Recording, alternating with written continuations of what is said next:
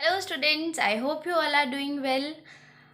हम स्टार्ट करने जा रहे हैं हमारा नेक्स्ट चैप्टर। आई रिमेंबर मैंने मेरी लास्ट वीडियो में कहा था कि हम केमिकल इक्विलिब्रिया स्टार्ट करेंगे, but due to some problem मेरे पास बुक नहीं थी उस चैप्टर की अभी, and that is why I am going to start chapter number 9th, that is hydrogen. It is also very easy chapter, and in this video I will just give you a brief introduction that what will we learn in this chapter. Okay बहुत ही easy सा chapter है, और आप ये कह सकते हो छोटा है साथ में ये, और ना बहुत समझने वाला है और बहुत इजीली समझ आ जाएगा. सो सी, here are some topics that we will do in this chapter. Firstly देखो, कोई भी चैप्टर हम स्टार्ट करते हैं ना, तो हमें ये पता होना चाहिए कि भाई ये जो चैप्टर हम शुरू करने जा रहे हैं उसमें हम पढ़ने क्या वाले हैं. ठीक है, देखो सबसे पहले आप एक जनरल इंट्रोडक्शन पढ़ोगे. जनरल इंट्रोडक्शन का मतलब क्या है, आप उसमें जनरल सी बातें पढ़ोगे कि भाई हाइड्रोजन है क्या, इसका यूज़ कहाँ होता है, कैसे मिलती है, कितनी अवेलेबल है, एट्सेट्रा एट्सेट्रा. नेक्स्ट टॉपिक आएगा unique position of hydrogen in the periodic table. इस बात का मतलब क्या है, देखो आपने ना पीरियोडिक टेबल देखी है. पीरियोडिक टेबल में हाइड्रोजन को हमने टॉप मोस्ट पे रखा हुआ है, और जबकि जब आपने मेंडलीव को पढ़ा और इवन मॉडर्न की आपने जो ड्रॉबैक थी वो पढ़ी, उन सब में यही कहा गया था कि भाई समझ में नहीं आ रहा है कि हाइड्रोजन कहाँ रखी जाए. तो ना यहाँ पर एक बहुत टॉपिक आप डिटेल में करोगे कि जो हाइड्रोजन है उसकी कुछ प्रॉपर्टीज ऐसी है जो एस ब्लॉक के एल्कली मेटल से मिलती है, कुछ प्रॉपर्टीज ऐसी है जो हेलोजन फैमिली से मिलती है. मतलब ग्रुप नंबर 1 में रखें तो भी चल सकता है, ग्रुप नंबर 17 में रखें तो भी चल सकता है, बट फिर कुछ प्रॉपर्टीज ऐसे आ जाती है जो ना 1 से मिलती है और ना 17 वाले से मिलती है. So this is the second topic, the unique position of hydrogen in the periodic table. फिर हम थोड़ी सी बात करेंगे कि हाइड्रोजन हमें कितनी एक मिलती है, कहाँ कितनी अवेलेबल है. आइसोटोप्स में आप पढ़े हुए हैं पहले भी, वैसे आइडिया है आपको. प्रोटियम, ड्यूटेरियम, ट्रिटियम ऐसे होते हैं जिनके अंदर नंबर ऑफ इलेक्ट्रॉन सेम होते हैं, बट नंबर ऑफ जो न्यूट्रॉन है वो अलग हो जाते हैं.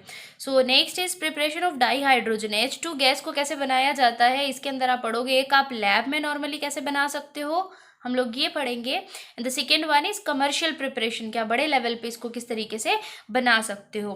फिर हम पढ़ेंगे कि ये जो डाई हाइड्रोजन है इसकी प्रॉपर्टीज क्या है, इसके यूजेस कहाँ होते हैं. देन आप एक टॉपिक पढ़ोगे हाइड्राइड्स का. हाइड्राइड्स में लाइक आप पढ़ोगे कि जैसे NH3 है या फिर कोई मेटल का हाइड्राइड है, नॉन मेटल का हाइड्राइड है, क्या होते हैं ये. ठीक है ना. फिर हमारे पास आएगा इंपॉर्टेंट टॉपिक है वाटर. वाटर आजकल बहुत क्राइसिस चल रहा है ना, सेव करके रखना चाहिए. तो इसमें आप वाटर के बारे में पढ़ोगे कि जो वाटर मॉलिक्यूल है उसका स्ट्रक्चर कैसा होता है.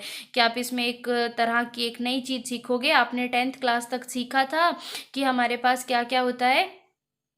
हमारे पास एक कोऑर्डिनेट बॉन्ड होता है, ये आपने नहीं पढ़ा था. आपने पढ़ा आयनिक होता है, कोवलेंट होता है. आपको थोड़ा सा मैं कोऑर्डिनेट बॉन्ड के बारे में भी यहाँ पर बताऊंगी कि क्या होता है.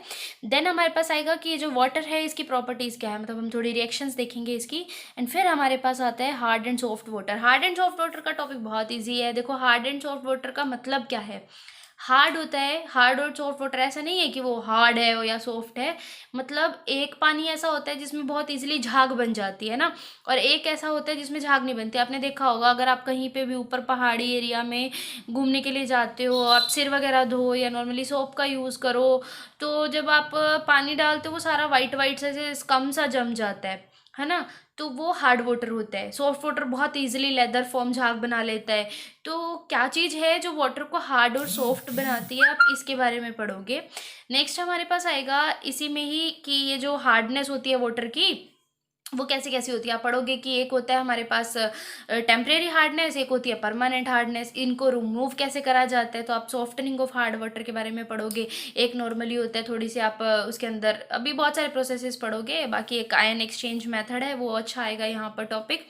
देन हमारे पास आता है हैवी वाटर. अब हैवी वाटर ऐसा नहीं है कि वो भारी होता है. हैवी वाटर यहाँ पर आप क्या करते हो, हाइड्रोजन में आइसोटोप प्रोटियम को रिप्लेस करके ड्यूटेरियम का यूज़ कर देते हो, तो वो जो D2O बन जाता है उसको हम हैवी वाटर बोलते हैं. उसको बनाया कैसे जाता है ये देखोगे. फिर प्रॉपर्टीज़ ऑफ हैवी वाटर कैसे कैसे होती हैं और यूजेस कहाँ होते हैं. यूजेस आपने ना अगर न्यूक्लियर रिएक्टर के बारे में सुना हुआ हो, भी जो न्यूक्लियर रिएक्शन होती है वो इतनी फास्ट होती है, अनकंट्रोलेबल होती है, तो एज अ मॉडरेटर यूज़ करा जाता है और उसमें कंट्रोल करके रखता है वो उस रिएक्शन को. फिर हमारे पास आएगा हाइड्रोजन पर हाइड्रोजन पर होता है H2O2। H2O2 में जो खास बात है वो ये है कि जो ऑक्सीजन है वो ऑक्सीजन के साथ सिंगल बॉन्ड में होता है और ये बॉन्ड बहुत वीक होता है। एंड आप हाइड्रोजन पर के बारे में पढ़ोगे कि जो इसकी स्ट्रक्चर होती है, it is like an open book structure. Open book structure मतलब it is like this, like यहाँ पर H है, फिर O है H है, ऐसे ओपन बुक लाइक स्ट्रक्चर होती है। और इसके स्ट्रक्चर पे 1-2 नंबर का क्वेश्चन आ जाता है, हम वो डिस्कस करेंगे। देन हमारे पास आएगा भाई हाइड्रोजन पर को कैसे बनाया जाता है, और इसके बाद जो मेन आएगा वो होगा इसकी थोड़ी सी प्रॉपर्टीज़, हाइड्रोजन पर के uses. And the last one will be hydrogen economy. मतलब आपको पता है कि जैसे पेट्रोल है गाड़ियों में चलता है, तो अब पेट्रोल का ऑल्टरनेट हम हाइड्रोजन गैस को यूज़ करने की सोच रहे हैं। मतलब लगातार हमारे साइंटिस्ट ये ना बहुत ज़्यादा इकोनॉमिकली बहुत अच्छा सोर्स है, पोल्यूशन क्रिएटिंग नहीं है। तो हमारे साइंटिस्ट वगैरह सब लगातार डिस्कवरी पे लगे हुए हैं कि किस तरीके से हम हाइड्रोजन का यूज़ एक फ्यूल की तरह कर सकते हैं। सो ये जो चैप्टर है इसमें हम ये टॉपिक्स पढ़ेंगे। इजी है, बस आप इसको समेट के चलो, मतलब ऐसे टुकड़ों में बांटना नहीं है।